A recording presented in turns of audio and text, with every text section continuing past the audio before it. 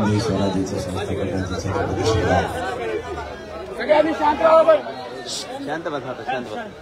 अहमदपूर नगरीतील जमलेल्या माझ्या तमाम मराठा बांधवांना माझा मानाचा जय शिवराय। मराठा आरक्षणाचा लढा मराठ्यांनी अखेर यशस्वी केलाय। मराठा समाजाला आरक्षण मिळू शकत नाही असं बोललं जात होतं आणि ओबीसीतून तर कधीच मिळू शकत नाही असं महाराष्ट्रभर दवंडी पिटली जायची। मराठा समाज कधीच एकत्र येऊ शकत नाही हेही सांगितलं जायचं। मराठा एकत्र आला आणि मराठ्यांनी ओबीसीतून आरक्षण मिळवलं सुद्धा। आतापर्यंत मराठ्यांच्या 63 लाख नोंदी मिळाल्या आणि त्या नोंदीच्या माध्यमातून एक बस व्यासपीठावरची नाही चला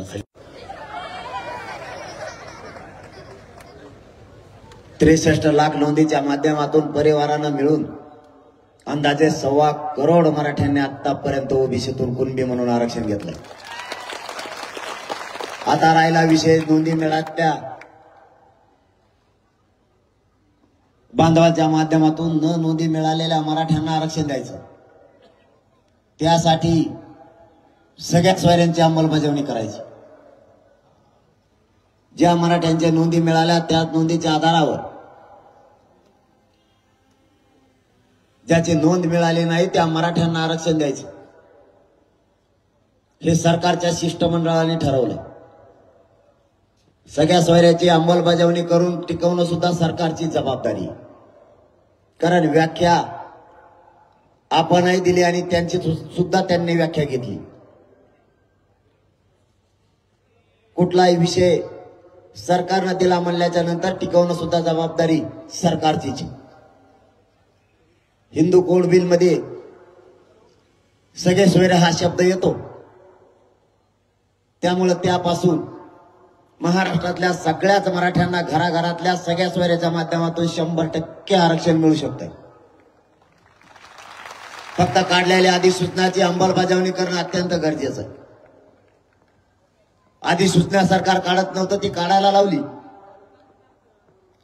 मराठा मुंबईला धडकला आणि सरकारनं 3.5 महिन्यापासून जो घोळ घातला होता सगळ्या सोयऱ्यांची अंमलबजावणी द्यायची नाही म्हणून, शेवटी मराठी एकत्र आले आणि नाविलाजानं सरकारला अधिसूचना काढावी लागली।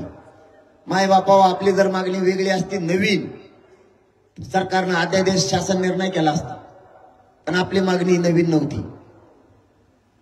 आपली मागणी ओबीसीतून होती आणि सगळ्या सोयऱ्यांना सुद्धा ओबीसीतून आरक्षण पाहिजे। मग ओबीसींना ज्या कायद्याने आरक्षण दिलं त्या कायद्याची दुरुस्ती करावी लागते।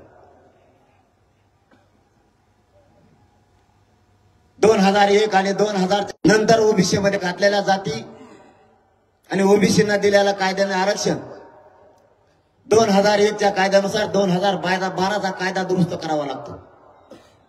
मराठ्यांची मागणी ओबीसीतून आहे आणि 2012चा कायदा दुरुस्त करायचा म्हणला तर अधिसूचना काढल्याशिवाय पर्याय नाही।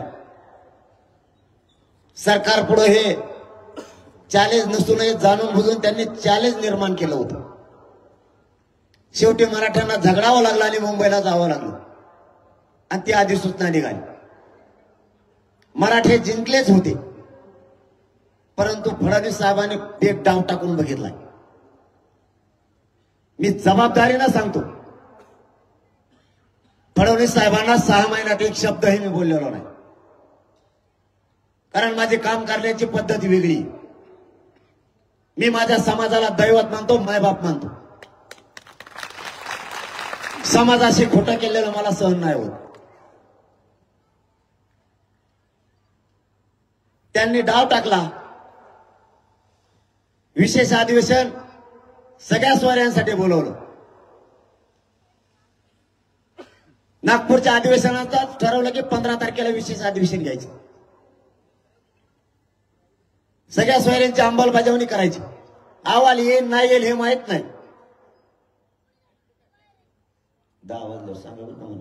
चालू द्या सांगतो ना. काय मी जरा कायद्याला मानतो 40 मिनिटं आणि येतो. कायदा फक्त मराठ्यांसाठीच आहे. 10च्या पुढे दुसऱ्याचे कार्यक्रम होता म्हणून सांगतो तुम्हाला. कारण याचा सगळा फडणवीसांचा दोष आहे. पोलिस बांधवांचा काही दोष नाही. वरून सांगितलंय त्यांना. उगाच कोणाला दोष देत नाही. मी आता सांगितलं ना, मला विरोध करायचा म्हणून मी कधीच करत नाही, कारण माझे नियमच वेगळे आहेत. मी 6 महिन्यात कधीच देवेंद्र फडणवीसाला बोललेलो नाही, कधीच. पण मराठा आरक्षणाच्या आणि मराठा समाजाच्या विरोधात बोलला की मी त्याला सोडतच नाही, मग तो कोणी बी असू दे. मी परिणामाची चिंता नाही करत कधीच, कारण मी क्षत्रिय मराठा. मराठ्यांचे रूल आहेत. तो कुठं जर लढायला गेला तर पाठ फिरून माघारी नाही येत. एक तर कंपाळीत टिळा लावून येतो विजयाचा, नसता मरण हातावर घेऊन वापस येतो. कारण आपण जर मैदानात उतरलो तर मागे फिरत नाहीत फिरून. कुणाला विरोध करायचा म्हणून मी करत नाही. देवेंद्र फडणवीसांना बोलण्याची काहीच गरज नव्हती. त्यांनी डाव टाकला. विशेष अधिवेशन बोलवलं सगळ्या सोयऱ्यांसाठी आणि घाट घातला 10% आरक्षण देण्याचा, जे आरक्षण टिकणार नाहीये. 2018ला 13% आरक्षण दिलं तेही 1 वर्षाच्या आत गेलं. माझा मराठा समाज खूप भोळा आहे. विश्वास टाकतोय, विश्वास ठेवतो. 2018ला दिलेलं आरक्षण समाजाला वाटलं खूप वर्षानंतर, दशकानंतर मिळालंय. आपले लेकरं मोठे होतील. मराठ्यांनी स्वीकारलं आणि राज्यात गुलाल सुद्धा उधळला. मराठे कधीच कोणाचा उपकार ठेवत नाही. ते आरक्षण दिल्याबद्दल मराठ्यांनी 106 आमदार त्यांना निवडून दिले. मराठ्यांनी जागेवर त्यांचा उपकार फेडला. परंतु ते आरक्षण 1.5 वर्षाच्या आत गेलं आणि आमच्या लाखो पोरांचं वाटोळं झालं. आजही निवड झालेले पोरं क्लास 1 पासून क्लास 4 पर्यंतचे सगळ्या पोरांचं वाटोळं झालं. आजही मराठ्यांचे लेकरं घरी आहेत आणि आंदोलन करतायत. पुन्हा तेच 10% आरक्षण दिलं, तेही टिकणार नाहीये. ते कधी टिकतं मी सरकारला सांगितलं होतं. मराठा समाज मागास सिद्ध झाला हे मुख्यमंत्र्यांनी विधानसभेच्या पटलावर सांगितलं. मग जी जात मागास सिद्ध होईल ती ओबीसी आरक्षणात लागावं लागते असा कायदा सांगतो. मागासवर्ग आयोगाचा 10% मागास सिद्ध झालेला अहवाल मुख्यमंत्र्यांनी स्वीकारला आणि अधिवेशनाच्या अगोदर कॅबिनेट समोर ठेवला आणि अधिवेशनाच्या विधानसभेच्या पटलावरती त्या अहवालावर चर्चा सुरू झाली. उभ्या महाराष्ट्राने ऐकलंय. मुख्यमंत्र्यांनी सांगितलंय मराठा समाज 10% मागास सिद्ध झालाय. मग जर मराठा समाज 10% मागास सिद्ध झाला तर मग मराठा समाजाला 50%च्या आत 27% आरक्षणात का घेतलं नाही? 50%च्या वरती वेगळा प्रवर्ग का केला? त्यांचं उत्तर आहे, जर 50%च्या आत मराठा समाज घेतला तर देशातले 14 राज्ये आरक्षणात घ्यावं लागतं. म्हणलं मग त्यांच्यासाठी तुम्ही आमचं का वाटोळं करता? आम्ही तर मागास सिद्ध झालोय ना. मग 50%च्या आत 27% आरक्षणात मराठा घेतला पाहिजे. मग तुम्ही आरक्षणाची मर्यादा वाढवा. ते म्हणले तसं केलं की बाकीचे घ्यायला लागतील. म्हणून त्यांच्यासाठी म्हणलं तुम्ही आमचं वाटोळं करताय का? मग तरी फडणवीसांनी तोच डाव साधला आणि 20 तारखेला मराठ्यांना 10% आरक्षण दिलं, पण वेगळा प्रवर्ग करू. मी त्याच वेळेस सांगितलं होतं हे टिकणार नाही. आणि माननीय न्यायालयाने परवा निकाल पण दिलाय असं मीडियाच्या बांधवांनी सांगितलं. मी आणखीन निकाल माननीय न्यायालयाचा वाचला नाही. या आरक्षणाचा फायदा या होणाऱ्या नोकर भरतीत मराठा समाजाच्या लेकराला घेता येणार नाही. म्हणजे फडणवीसांनी एका दगडात 2 पक्षी मारले. 10% आरक्षण दिलं त्याचाही फायदा मराठ्यांना होत नाही आणि ज्या दिवशी अंमलबजावणी 26 तारखेला झाली त्याच दिवशी देशातलं असणारं ईडब्ल्यूएस आरक्षण सुद्धा रद्द केलं. म्हणजे मराठ्यांच्या पोरांना ईडब्ल्यूएस मधूनही जाता येत नाही आणि 10% आरक्षणाचाही लाभ घेता येत नाही. चारही बाजूने मराठ्यांच्या पोरांचं वाटोळं केलं. मी त्याच वेळेस सांगितलं होतं टिकणार नाहीये आणि तेच घडलं. शेवटी ते आरक्षण सुद्धा गेलं. आता 3 आठवड्याची मान्य न्यायालयानं मुदत सरकारला दिली. आपलं म्हणणं सुक्रे साहेबांच्या समितीच्या अहवालानुसार आपण सादर करावं. त्यावर काय निकाल येणार आहे आजच मराठ्यांना कळून चुकलेलं. मग जे आरक्षण आम्ही मागितलंच नाही ते आरक्षण तुम्ही आम्हाला का दिलं? करोडो मराठ्यांची मागणी आहे ओबीसीतून आरक्षण द्या, ते दिलं नाही. वेगळं का? डाव साधला. कोणचा? 2018 सारखा. पुन्हा एकदा पहिल्यांदा 13% दिला, आता 10 दिला. मायबाप मराठ्यांनो, मी अहमदपूरच्या बांधवांना एक प्रश्न आहे माझा, तुम्हाला प्रामाणिकपणाने विचारतो. लोकसंख्या वाढते का कमी होत असते? 2018ला 13% आरक्षण होतं. आता 2024ला 10%. मराठ्यांची लोकसंख्या कमी कसं काय झाली? आमच्या का अमेरिकेला राहायला गेले लोक? काय न्याय करताय तुम्ही? मागासवर्ग आयोगानं 28% लोकसंख्या दाखवली. मग कायदा सांगतो तो लोकसंख्येच्या प्रमाणात 50% आरक्षण दिलं पाहिजे, किमान 14% द्यायला पाहिजे होतं. 10% ही कोणता गणितशास्त्रज्ञ आणलाय तुम्ही? 28%चा अर्ध 10% होत आहे. कोण तज्ञ आहे तुमच्याकडे? हा नुसती फसवणूक मराठीची. त्यांचा डाव होता. 2018 सारखा निवडणुकीत डोळ्यासमोर ठेवून 24च्या निवडणुकीत मराठ्यांचा उपयोग करायचा म्हणून 10% आरक्षण दिलं. मराठ्यांचं नशीब इतकं बलवंत रे, त्या निवडणुका यायच्या आधीच हे आरक्षण उडत आले. त्यामुळं मराठ्यांनी गुलाल उधळला नव्हता. आणि त्यांचं स्वप्न होतं 2018 सारखा मराठ्यांनी गुलाल उधळावा. पण मराठी खूप चतुर आहेत. पहिल्यांदा विश्वास ठेवला, दुसऱ्यांनी नाही भाऊ. आता नाही विश्वास ठेवणार, कारण वाटोळं आमच्या लेकरांचं झालंय, तुमच्या नाही. भोगतेत आमचे पोरं, भाषा घेतल्यात आमच्या पोरांनी. 1% हुकरवर लेकरू आमच्या घरी रडत येते. बापाने बघितलेलं, आईनं बघितलेलं स्वप्न, त्याची राख रांगोळी आमच्याची झाली, तुमची नाही. त्यांना वाटलं गुलाल उधळतील. मराठ्यांनी गुलाल उधळला नाही. मराठी शांत बघत राहिले. मग त्यांनी एक आयडिया केली. त्यांचेच 25-30 जण बोलिले त्यांनी मुंबईत, आणि त्यांच्या टकोऱ्यावर टाका लागले एकामेकाचा गुलाल. हे त्याच्या टकोऱ्यावर टाकीत आहे, ते त्याच्या टकोऱ्यावर टाकीत आहे. कपड्याला आता पुशी देते एकामेकाच्या, त्यांच्याच ते गुलालाची बळच होती ते अंगावर. व्हिडिओ बघितले की नाही तुम्ही? नाही, मला मी बघितली. एकामेकाच्या टकोर टाकते. एक जणाचं चप्पीला केसच नाही, त्याच्या टकोऱ्यावर टाकेले. बैलाचा होता का गाऊन आणखीन गुलाल नाही घालणार त्याच्या टकोऱ्याचा. त्यांना वाटलं मग तरी उधाळा तुधाळा, तरी मराठ्यांनी उधाळा. कारण इथं प्रश्न आमच्या लेकराचा. आता फसवणूक नको, आता सावध राहा. आपली लढाई आपल्याला जिंकायची. यांनी काही करू द्या. माझ्या तर इतके मग लागले यासाठी. काय भयानक. यासाठी कोणाला असती? ज्यांनी 1-1.5 हजार खुनं केले त्याच्यासाठी. हजारो करोड रुपयाचा घोटाळा केला त्याला. एखाद्या मोठ्या हत्याकांडाचा त्याचा उलगाडा होत नाही त्याच्यासाठी. समुद्रात मोठमोठाले नंबर 2चे धंदे चालतात त्याच्यासाठी.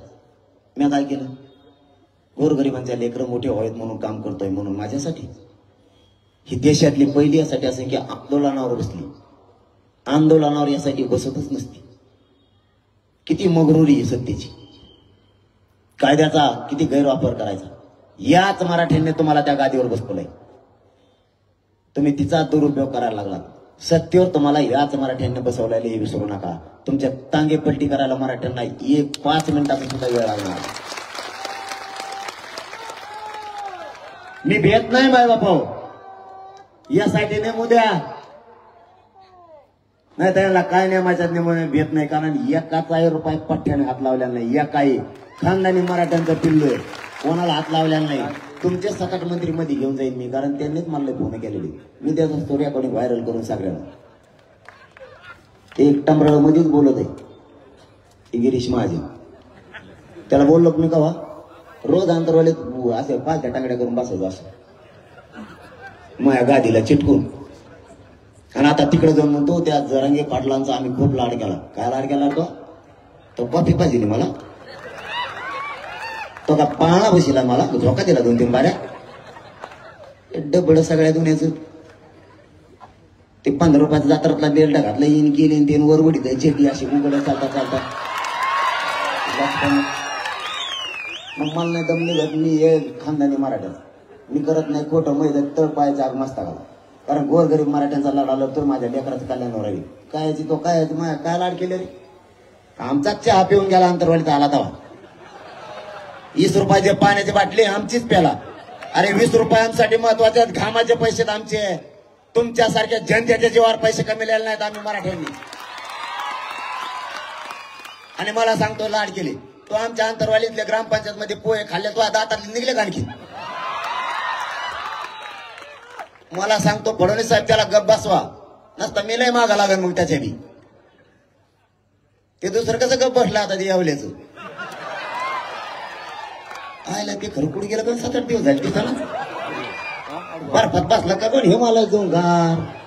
त्याला वाटलं असं बरं झालं जा तिकडे गेलाय, बरं झालं आपल्याकडनं राहायला.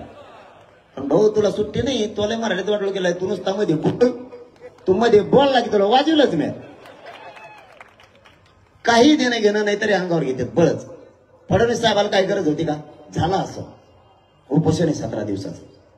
विधानसभेच्या पटलावरती सांगायला लागले, आई बहिणीवरून बोलले उपोषण आहे 17 दिवसाचं, पोटात काय नाही. तुम्हाला उपोषण काय फडणवीस साहेब नाही कळायचं. उपोषण काय हे जर बघायचं असलं ना फडणवीस साहेब तुम्ही दुसरं काहीच करू नका, फक्त 8 दिवस माझ्या शेजारी येऊन कशाला उपोषण करा. तुम्हाला उपोषणाची फडणवीस साहेब मग किंमत कळत. उपोषण म्हणजे काय. कुंकुम कुंकुम हवा ते तुम्हाला मेळ सुद्धा नाही लागायचे. कुंकुम कुंकुम निघत तुमची ढेरी पोटात चिटकलेली म्हैस सुद्धा नाही व्हायची तुम्हाला. एक शिर 8 दिवसात डॉक्टरला सापडणार नाही तुमची. म्हैस सुद्धा डॉक्टरला सापडत नाही. उपोषणाला पडलं 10 डॉक्टर मग हात चोळी दे. या गणबार हाडकालाच लावते शिर म्हणून. हात फुगल्यावर मध्ये हुकली का गण.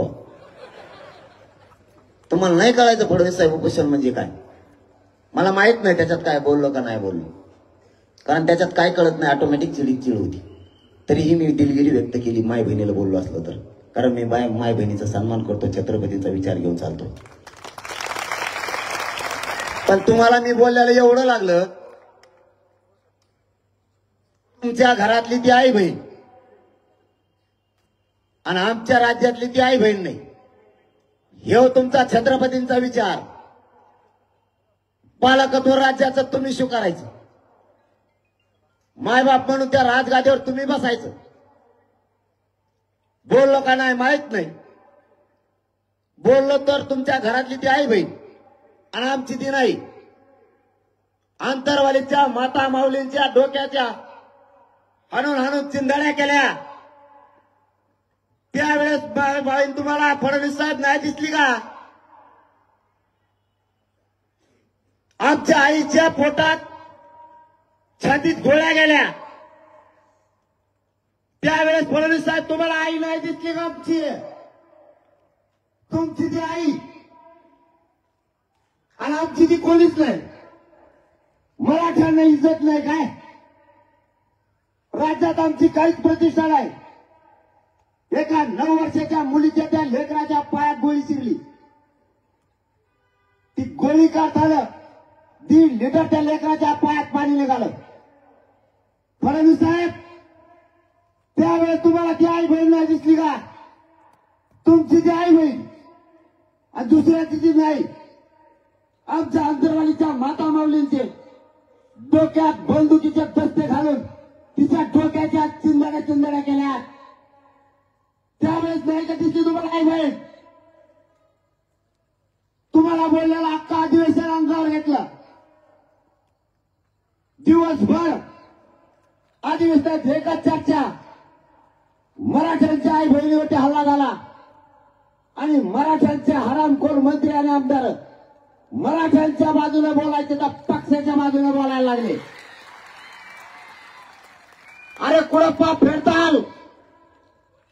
या जातीनं तुम्हाला मोठं केलाय. मी जातीसाठी भांडतोय. त्यात मराठ्यांच्या आमदार आणि मंत्री सुद्धा आरक्षण घेणार आहेत. गोरगरिबांचे लेकर अधिकारी झाले पाहिजेत. आमचा अधिकाऱ्यांचा टक्का कमी झालाय म्हणून जीवाची बाजी लावून लढतोय. आपल्या आई बहिणीवर हल्ला झाला त्यावेळेस तुमचे काय तोंड शिवले होते का? आज तुमच्या नेत्याला बोललो तर तुम्ही नेत्याला बाप मानायला लागलात. तुम्ही जातीला बाप मानायला पाहिजे, कारण तुम्हाला जातीनं मोठं केलंय. आजही अंतरवालीच्या पोरांच्या छातीत गोळ्यात लिलावते हॉस्पिटलला त्यांना लिहिलाय नाही निघाले. त्यात फडणवीस साहेबांना नाही का मायबाप लेकर दिसले, स्वतःची मात्र आई आणि दुसऱ्याच्या आईच्या डोक्याच्या चिंधड्या करायच्या. हेच राज्य चालवता काय तुम्ही? छत्रपतींचे विचार मला शिकवणार आणि तुम्ही फक्त आमच्या मताच्या जीवावर जोगवा मागणार. आता नाही. तुमची मस्ती किती आहे आम्ही बघतो, जरा थांबा. आमच्या एका आजीच्या गुडघ्यात गोळी शिरली, त्यात फडणवीसांना नाही काही दिसली. 350 पोरांनी आत्महत्या केल्या. आमच्या आईच्या कंपाचा कुंकुम उचलाय.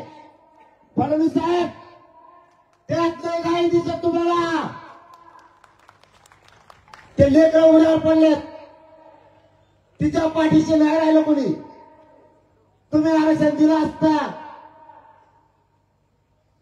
तर त्या आत्महत्या नसत्या झाल्या. कोणता डाव टाकताय तुम्ही? दुसरी चूक केली परत. मी परवा रात्री विचारलंय, ज्या पोलिसांनी हल्ला केला होता त्यांना निलंबित केलं होतं. मराठ्यांनो, याच देवेंद्र फडणवीसांनी त्या सगळ्यांचं नियमन रद्द करून त्यांना बढती दिली. बघा, मराठ्यांना मारल्याबद्दल बक्षिसी दिली. फडणवीस एक पाप कुठे फेडणार आहेत? स्वतःच्या आईला बोललं तर एवढं लागलं. आमच्या आई बहिणीला आत्ताही उठता येत नाही. 34 टाके त्यांना पडल्यात. ते टाके सुद्धा कोरडे पडत नाहीत. आत्ताही ओले डोक्यात. 4 महिन्याचा लेकरू मांडीवर घेऊन माता माऊली मंडपात बसली, तिच्या डोक्याच्या चिंधड्या केल्या आणि ते 4 महिन्याचं लेकरू आईच्या रक्तानं माखलाय. फडणवीस त्यात नाही का आई दिसते तुम्हाला? स्वतःची ती आई आणि दुसऱ्याची ती आई नाही. मला नका शिकू, तुम्हाला सुट्टी देणार नाही. मराठ्यांनो, ओढ विसरू नका. आपल्या आई बहिणीचे बदला घ्यावा लागणार आहे. मी नाही सोडत. तुम्हाला माझा शब्द आहे, जेलमध्ये सोडलो मी तरी तुमच्याशी गद्दारी करणार नाही. यांच्या मुठ्यावर पाय घेऊन आरक्षण घेणार. यांना नाही सुट्टी. मी माझ्या समाजासाठी लढतोय. मी काय चूक करत नाही. तुमच्याशी फुटण्यासाठी नाही आलो मी. मला तुमच्या पैशाची नाही गरज, नाही मला तुमच्या पदाची गरज. तुम्ही किती नावं टाकणार?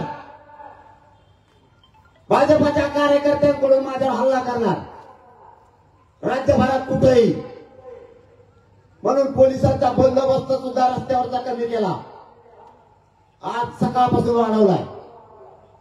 त्या हिंगोलीच्या पोलीस बांधवांचे खरंच आभार आज वाढलाय. परंतु फडणवीस साहेब, हे निर्देश देणं तुमच्यासाठी चांगलं नाही. आणि तुमचा कोण भाजपचा कार्यकर्ता ना, त्याला म्हणून तो माझ्या गाडीच्या पुढे येतो मग दाखवतो तुला.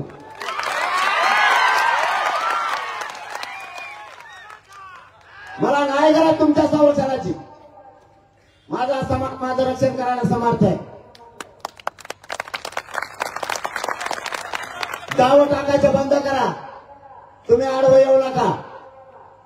पुन्हा या अहमदपूर कडून जाहीरपणानं सांगतो, तुमचा आणि आमचं शत्रुत्व नाहीये. राजकारण माझा मार्ग नाही. मला राजकारणाचं देणं घेणं नाहीये. माझा आणि माझ्या समाजाचा एकच उद्देश आहे, आमचं आरक्षण आम्हाला द्या. तिकडे निवडून या नाही तर उलटे पालटे पडा. आम्हाला नाही त्याच्याशी देणं घेणं. माझा सरळ हेतू आहे, आणि माझ्या समाजाचा सुद्धा. आम्हाला आमचे लेकरं मोठे करायचे, राज्यापासून केंद्रापर्यंत अधिकारी झालेले बघायचे. तेवढं स्वप्न घेऊन आज 7 महिने झालं रस्त्यावरती मी माझा कुटुंब बाजूला सारलंय आणि माझ्या समाजाला मी मायबाप मानलंय. आजही माझ्या उभ्याला नाही शिवलं. माझं कुटुंब कुठे मला माहित नाही आणखी सुद्धा. मी ही झुंज माझ्या गोरगरीब मराठीचे लेकरं मोठे व्हावेत म्हणून उभा केली. मी मरायला नाही भेट. या समाजाला मी मायबाप मानलंय. यांच्याशी गद्दारी करणारी पैदास माझी नाहीये आणि या समाजाने मला माया कमी नाही केली. माझ्या आई बापाची हे काही दिवस मला आठवण या समाजाने येऊ दिली नाही. इतकी माया माझ्यावरती केली. मला तुमच्या कशाशी देणं घेणं नाहीये सरकारच्या. मला आरक्षण पाहिजे. तुम्ही आडव्या फडणवीस आणखी तरी शिरू नका. तुम्ही गलत माणसाला खेटलाय. तुम्ही माझ्या नादाला लागू नका. माझ्या नादाला लागलं की मी सरळ केल्याशिवाय सोडत नाही. कारण मी आतापर्यंत तुमच्या विरोधात काहीच बोललो नव्हतो. पण तुम्ही जे मुंबईला जायची जी रॅली होती आपली 2 महिन्यापूर्वी, तेव्हापासून माझं ट्रॅफिक कसा गुंतवायचा बघा. स्वप्न काय ते सांगतो. 10% याला घ्यायला लावा. हा म्हणला तर समाज होऊ म्हणतो. समाजाला एवढंच सांगा हे आरक्षण टिकणार आहे. समाजाचा याच्यात फायदा आहे. मी नाही सांगू शकत, कारण मी नाही खोटं बोलू शकत माझ्या समाजाशी. करोडो मराठ्यांच्या पोरांचं वाटोळं करून ते पाप डोक्यात घेऊन मी रस्त्यानं नाही फिरू शकत. हा सत्याच्या आणि मराठ्यांच्या मधला काटा आहे. मी पोरं घेणार जातीसाठी त्याला सांगा स्वतःच्या लेकराचं वाटोळं करू नको. आणि करोडो मराठ्यांच्या लेकरात अन्नात माती काढायचं काम, विष काढायचं काम करू नको. त्याला एकदा समजून सांगा. गाव लेवलच्या मराठा यांनी डाव आखला. याला घ्यायला लावा, नसता याला गुतवा. पोलिसांचं मी बघतो. तू काय बघतो?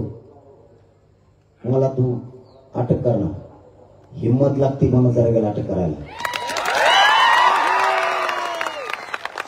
मला अटक केलं हे आगामुळे कशाला? पुढे जेलमध्ये हे जर का डांबरीला झोपले ना गाडी पुढे तर 200 किलोमीटर हे झोपते. तुला हे उठलं बाजून ठोतात ठोतात 17 वर्ष जाते. जेला तो आणि तू तुम्ही आल्यावर येतो का बा? बघतो मी स्वप्न असले भंगार सगळी. स्वप्न चांगलं बघावं. आपल्याकडे कायद्याचं जबाबदार पद आहे, राज्याचं जबाबदार पद आहे. मला गुंतवायचं. बरं मी जर मायबापावर भेट असतो ना पळून गेलो असतो नाही. समजा जर भांडणं झाल्या अहमदपूरमध्ये एखादी जर केस झाली, तुम्हाला माहिती आता पोलिस करायला येणार. ते आमदार फमदार मंत्री फंदार नाही ते डबडे करते. एखादं काही यासाठी शियाली ईडी माग लागली लगेच म्हणतो आयो माझ्या चमक निघली. या लगेच उठत जावा. तेव्हा तुम्हाला दवाखान्यात पाठवून घेऊन जा. कारण कायदा काय सांगतो? आधी जीवन नंतर चौकशी. हे दवाखान्यात पुढे जाईल. याचं तगडं मुरगुळून मोडलं पाहिजे. याचा लगेच बीपी वाढवतो. याला झटक्यास भेटेत दवाखान्यात जाते. मी उपोषण सोडल्याच्या नंतर 2 दिवस संभाजीनगरच्या हॉस्पिटलला होतो, ऍडमिट होतो. त्याच्यानंतर 2 दिवसांनी यासाठी स्थापन झालं. मग तुम्ही ऐकता दवाखान्यात होतो. इकडे आता चला नाही तुम्हाला. डॉक्टरला मला असं भाऊ यासाठी नेमले माझ्या विरोधात 100% मला हे मध्ये टाकणार आहे. इकडे 7-8 सलाईन पोचले आता आणि कोमात गेलो म्हणून सांग. मला माहित झाले माझ्या चौकशी देणार आहे. त्याच दिवशी सलाईन तोडून टाक. डॉक्टर म्हणलं तर काळी गाबाळतो मला आंतरवालीत जायचं. आंतरवालीत जाऊन बसलो. आणखी नाही ना कोणकड हिंडी ती काय नाही. माझ्याजवळ काय नाही. मी कोणालाच हात नाही आला. माझ्या पाठीशी कोण आहे तुम्हाला बघायचंय? ह्यो समाज आहे. करोडो माझ्या पाठी. तुम्हाला काहीच सापडू शकत नाही त्याच्यात. काही गप्पा हल्ले काहीच होणार नाही. फक्त प्रामाणिक लढा आहे. आणि माझा समाजावर माझी निष्ठा आहे. मी नाही फुटत आणि यांना मॅनेजर होत नाही आणि फुटत नाही. सगळ्यात मोठं दुखणं त्यांचं ती. याला बाजूला हटवा. मी नाही हटत आणि हटणार बी नाही. आणि त्यांचं तेच म्हणणं आहे ह्यो सत्याच्या मधला काटा आहे. म्हणलं तर ठीक आहे तुला बळी घ्यायचा ना माझा आणि चल म्हणलं मी चल सागर बनला. चल निघालो. गेलो तिकडून लगेच म्हणलं या सागर बंगलावर उघडा आहे, सरकारी बंगला आहे ते, तुमचं स्वागत आहे. आणि मी 8 किलोमीटर गेलो, घेतलं का ओढालून.